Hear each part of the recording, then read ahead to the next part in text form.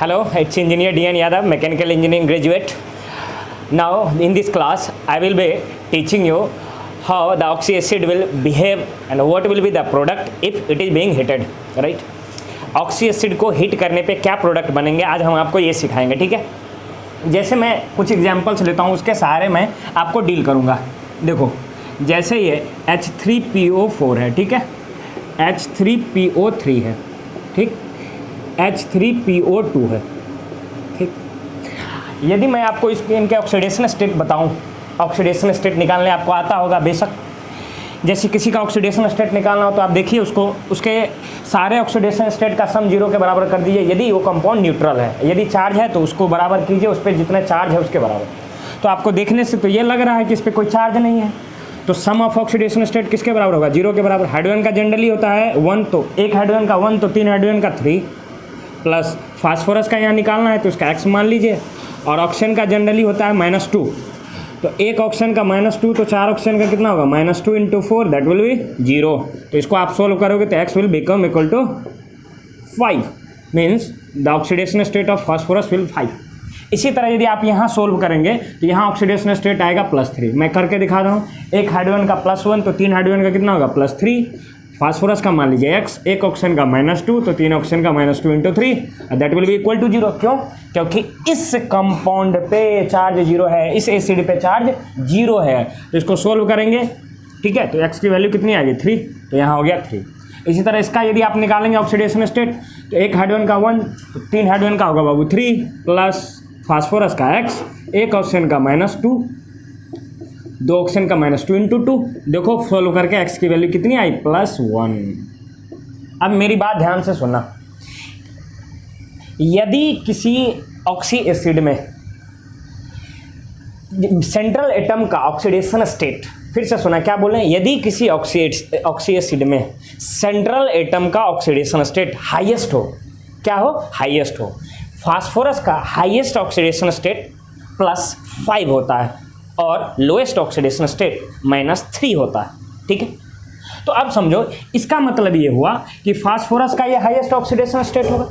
तो जब कोई एलिमेंट किसी ऑक्सीडेशन स्टेट की एनालिसिस कर रहे हैं आप, तो किसी ऑक्सी एसिड में यदि सेंट्रल एटम का ऑक्सीडेशन स्टेट हाईएस्ट हो तो हीट करने पर वो H2O देता है। फिर से सुना, यदि किसी ऑक्सी एसिड में सेंट्रल एटम का ऑक्सीडेशन स्टेट हाईएस्ट हो तो हीट करने पे वो ऑक्सी एसिड वाटर देता है। बात खत्म, कोई दिक्कत, कोई तकलीफ नहीं। तो ये ऑक्सी एसिड में यहाँ फास्फोरस का ऑक्सीडेशन स्टेट मैक्सिमम है। क्या है? ये ऑक्सीडेशन स्टेट मैक्सिमम है, हम यहाँ लिख दे रहे हैं, ये क्या है? Maximum oxidation state. कोई तकलीफ हद तक नहीं हुआ होगा। और ये क्या है? हाईएस्ट नहीं है, ये इंटरमीडिएट है। तो ये ऑक्सीडेशन स्टेट और ये ऑक्सीडेशन स्टेट को हम नाम देंगे इंटरमीडिएट। क्या नाम देंगे? Intermediate oxidation state. Intermediate oxidation state, OS मैं लिख रहा हूँ शॉर्ट में, ऑक्सीडेशन स्टेट। हमने क्या बोला? Whenever a oxy acid in an oxy acid central atom possesses maximum oxidation state, then upon heating it will give you water, while if in any oxy acid central atom possesses intermediate oxidation state, then on heating it will get disproportionate. What does it mean? Means that central atom will go towards oxidation as well as reduction. Fine. अब ध्यान यदि हो तो oxidation किसको कहते हैं? Oxidation number का बढ़ना ऑक्सीडेशन, और ऑक्सीडेशन नंबर का घटना क्या कहलाएगा? रिडक्शन, ठीक है। तो हमने क्या बोला? यदि किसी ऑक्सीडेशन में central atom maximum oxidation state में हो तो हीट करने पर वो वाटर देता है। दूसरी बात कि यदि किसी ऑक्सी एसिड में central atom intermediate oxidation state में जाएगा तो हीट करने पर वो डिस्प्रोपोर्शनेट होगा। मैं ये लिख दे रहा हूँ, ऑन हीटिंग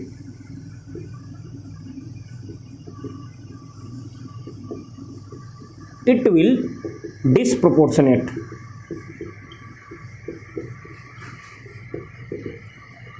ठीक, ये बातें समझ में आई। और डिस्प्रोपोर्शनेट का क्या मतलब? इसका सीधा सा मतलब होगा, डिस्प्रोपोर्शनेट का मतलब oxidation as well as reduction. Oxidation as well as reduction, मतलब ऑक्सीडाइज भी होगा और रिड्यूस भी होगा। चलो अब मैं हीट करके दिखा रहा हूँ आपको। ये है H3PO4, ठीक। एक और एग्जाम्पल लेते हैं हम H2CO3। चलो तुम्हारे भलाई के लिए एक और एग्जाम्पल ले लेते हैं, तुम्हारी आत्मा को शांति मिले। चलो इसको हीट करो। क्या कर रहे हैं सर? हीट कर रहे हैं। क्या कर रहे हैं?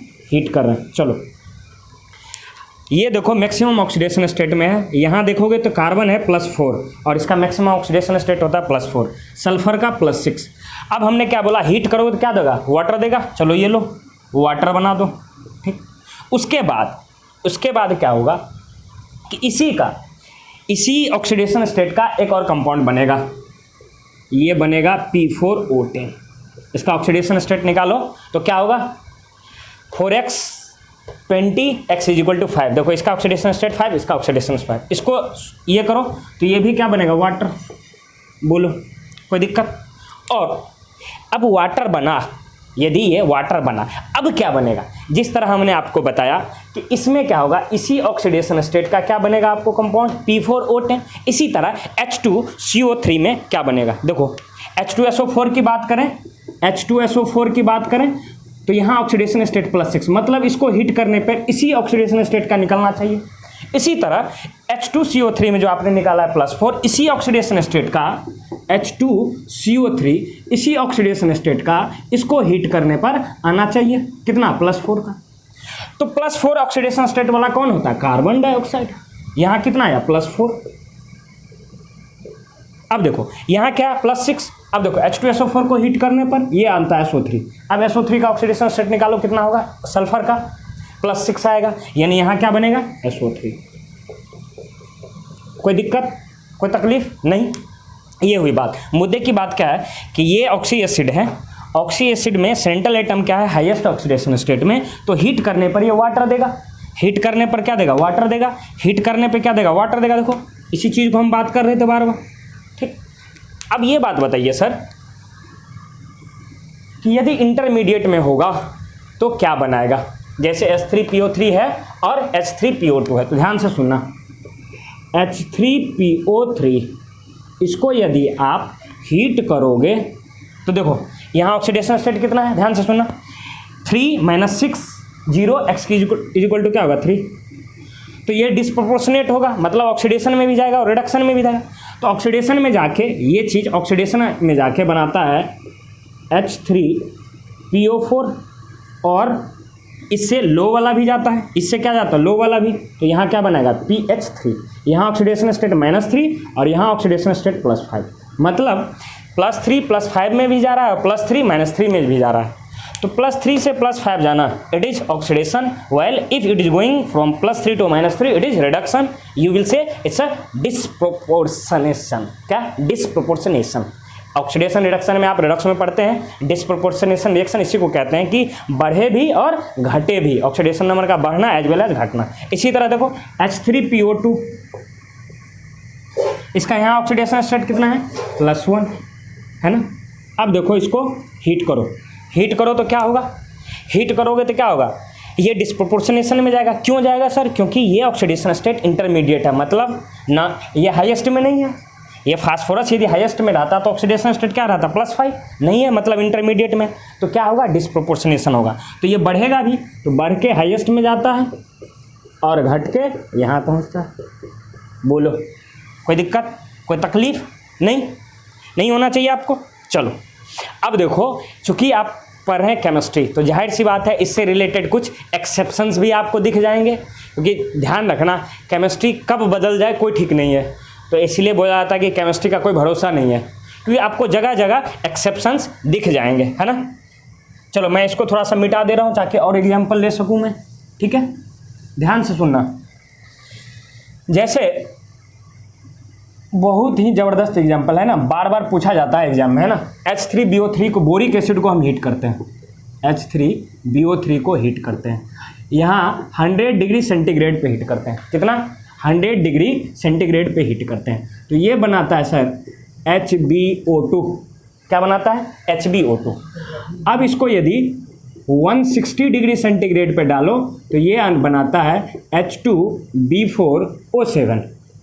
अब इसको यदि आप रेड हॉट करो, और ज़्यादा गर्म करो, बहुत ज़्यादा गर्म, ठीक है, अब इसको और ज़्यादा गर्म करोगे तो ये बनाता है B2O3। भाई ध्यान रख लेना, पूछ लिया जाता है कितने डिग्री सेंटीग्रेड पे ये बनेगा मेटाबोरेट, है ना, कितने डिग्री पे ये बनेगा, कितने डिग्री पे ये तो ये जो है रेड हॉट का बनना, रेड हॉट पे जो हीट करोगे मतलब बहुत ज़्यादा 100-160 से भाई बहुत ज़्यादा होता है, इसलिए इसको कहते हैं रेड हॉट, ठीक है।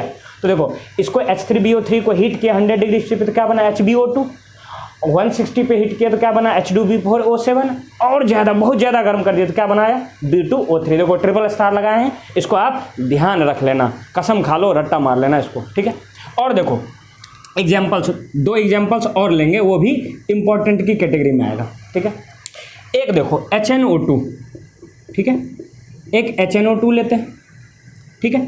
अब देखो HNO2 में नाइट्रोजन का ऑक्सीडेशन स्टेट क्या है, हमें तो दिख रहा है, देखो X1 - 4 3x नाइट्रोजन का ऑक्सीडेशन स्टेट +3, कैसे 1 हाइड्रोजन का नाइट्रोजन का X मान लो, ऑक्सीजन का -2, तो 2 ऑक्सीजन का -4, तो 1 - 4 कितना आएगा -3, x - 3 = 0, x विल बी 3। अब हीट करोगे, नाइट्रोजन का मैक्सिमम ऑक्सीडेशन स्टेट होता है 5, कितना होता है 5, क्योंकि ये नाइट्रोजन फास्फोरस एक ही ग्रुप का है, जिस तरह फास्फोरस का 5 ये भी इसका 5। तो यहाँ से ये पता चला कि अपने मैक्सिमम ऑक्सीडेशन स्टेट में नहीं है, तो क्या होगा डिसप्रोपोर्शनेशन, क्या होगा डिसप्रोपोर्शनेशन, तो क्या होगा बढ़ेगा भी और घटेगा भी, क्या होगा बढ़ेगा भी और घटेगा। तो बढ़ के बना लेता है सर ये HNO3, तो यहाँ देखिएगा ऑक्सीडेशन स्टेट होता है +5, और घट के इसका ऑक्सीडेशन स्टेट यहाँ पहुँचता है NO बनाता है, क्या बनाता है HNO2, डिस्प्रोपोर्शनेट होकर हीट करने पे क्या बनेगा HNO3 बनेगा और NO बनेगा, कोई दिक्कत। इसी तरह एक और एग्जांपल लेते हैं हम आपको, HClO3, ठीक, इसको यदि आप हीट करें, पहले यहाँ ऑक्सीडेशन स्टेट चेक कर लें, हम ये देखना चाहते हैं कि क्या यह मैक्सिमम ऑक्सीडेशन स्टेट में है, तो ध्यान से देखिएगा, तो 1 - 6 5 x = 5, यहाँ ऑक्सीडेशन स्टेट क्या है 5, जबकि क्लोरीन का मैक्सिमम ऑक्सीडेशन स्टेट होता है 7, तो मतलब ये हाईएस्ट नहीं है। यदि हाईएस्ट रहता तो हीट करने पे हम बोलते कि ये क्या बनेगा वाटर देगा, भाई वो एक प्रोडक्ट तो वाटर रहेगा ही, लेकिन यहाँ नहीं कह सकते वाटर होगा प्रोडक्ट, क्यों, क्योंकि ये इंटरमीडिएट स्टेट में है, और जब भी कोई ऑक्सीडेशन एसिड में सेंट्रल एटम यदि इंटरमीडिएट स्टेट में होता है तो उस केस में हीटिंग पे वो डिस्प्रोपोर्शनेट होता है, मतलब सेंट्रल एटम का जो ऑक्सीडेशन स्टेट है उससे कम वाले में भी जाएगा और उससे ज़्यादा वाले में भी जाएगा। तो कम वाले में देखो, ज़्यादा वाले में बात करें तो ये बनाता है HClO4, क्या बनाता है HClO4, है ना। तो यहाँ देखो ऑक्सीडेशन स्टेट कितना आ गया +7, और कम वाले में आता है ClO2, ठीक है, क्या बनाता है ClO2, फाइन। तो ये चीज़ें हुई आपको, that's all about the heating of oxy acids, ये चीज़ें आपको समझ में आई होगी क्या। फिर से मैं दोहरा दे रहा हूँ इन चीज़ों को जो हमने आज पढ़ाया है। क्या पढ़ाया आपको, हमने बताया आपको यदि किसी ऑक्सी एसिड्स को हीट करते हैं तो क्या प्रोडक्ट बनता है। तो इसके लिए हमने 2 चीज़ें बताई कि यदि किसी ऑक्सी एसिड में सेंट्रल एटम, क्या बोल रहे हैं, यदि किसी ऑक्सी एसिड में central atom maximum oxidation state में होता है तो उसको हीट करने पर वाटर बनता है, पहली बात। दूसरी बात हमने क्या कही कि यदि किसी ऑक्सी एसिड को हीट करने पर आपको प्रोडक्ट देखना हो तो देखिए आप सेंट्रल एटम यदि ये इंटरमीडिएट ऑक्सीडेशन स्टेट में हो तो उस केस में प्रोडक्ट डिस्प्रोपोर्शनेशन के फॉर्म में आता है, मतलब सेंट्रल एटम का जो ऑक्सीडेशन स्टेट है उससे ज़्यादा वाला ऑक्सीडेशन स्टेट का भी प्रोडक्ट बनता है और उससे कम वाले ऑक्सीडेशन स्टेट का भी प्रोडक्ट बनता है, मतलब दोनों चीज़ें, उस ऑक्सीडेशन स्टेट से ज़्यादा भी और उस ऑक्सीडेशन स्टेट से कम का भी। इसीलिए हम बोल रहे थे डिस्प्रोपोर्शनेशन क्या है, ऑक्सीडाइज भी हो और रिड्यूस भी हो। कोई दिक्कत। हमने 2 चीज़ें और बताई इंपॉर्टेंट बातें, क्या कि H3BO3 को यदि 100 डिग्री C पे हीट करो तो ये बनाता है HbO2, 160 पे हीट करो तो क्या बनाता है H2B4O7, और रेड हॉट करो तो बना लेता है B2O3, ठीक है। फिर हमने बोला ये HNO2 और HClO3, उसको ध्यान रखने का ऐसे तरीका है, देखो यहाँ 4 है, यहाँ कितना है 4 है, ध्यान से सुना, 3 से 1 ज़्यादा वाला, 3 से 1 ज़्यादा कितना होगा 4 ऑक्सीडेशन स्टेट वाला एक प्रोडक्ट बनेगा। यहाँ 5 है तो 5 से ये देखो एक कम वाला, ध्यान से सुनना, ये देखो HNO2 में क्या नाइट्रोजन का ऑक्सीडेशन स्टेट कितना है यार 1 - 4 3, तो एक बन गया HNO3 जिसका ऑक्सीडेशन स्टेट क्या हो गया 5। इसका ऑक्सीडेशन स्टेट कितना हो गया 5, और दूसरा क्या बना NO, यहाँ ऑक्सीडेशन स्टेट कितना आ गया 2, तो एक कम वाला बना, यहाँ क्या बना एक कम वाला, 3 से एक कम कितना होता है 2 ऑक्सीडेशन स्टेट वाला कितना आया NO, यहाँ 5 से एक ऑक्सीडेशन स्टेट कम वाला कितना बना 4।